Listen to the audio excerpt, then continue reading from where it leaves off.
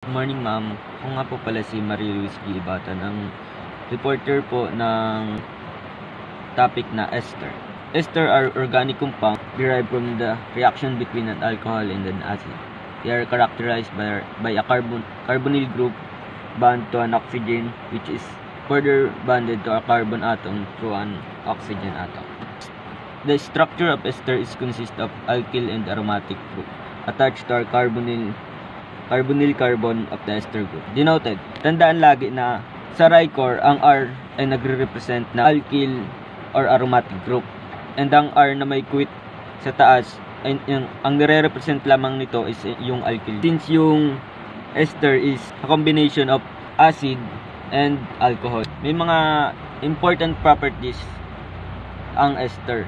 Isa na dito yung mababang ang boiling point nito kumpara sa mga corresponding acid or alcohol. Mas mabilis din itong mawala sa tubig kumpara sa mga soluble na organic solvent, ethanol, methanol, and acetone. Nag-undergo din siya ng hydrolysis kung saan siniseparate yung dalawang chemical na paghalo. Esterification po is yung paghalo ng acid tapos ng alcohol, which nagre-result sa formation ng ester. Yung hydrolysis naman is yung pagsiseparate ng alcohol sa acid. Ang ester is yung halo ng acid at alcohol. Yung hydrolysis naman yung nagse-separate dalawang compound na yon.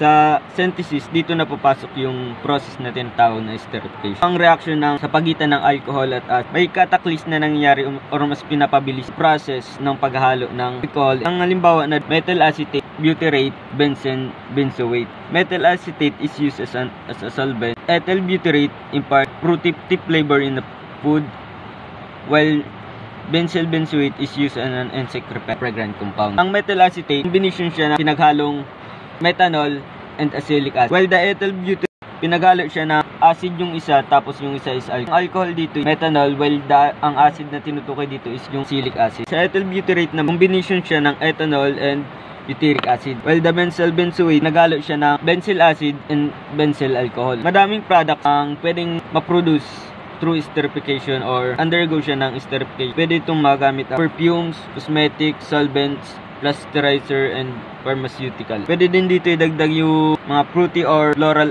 aroma, kumbaga sa mga food flavor, mga inahalo sa pagkain or sa tubig para mas ma-improve ang nito.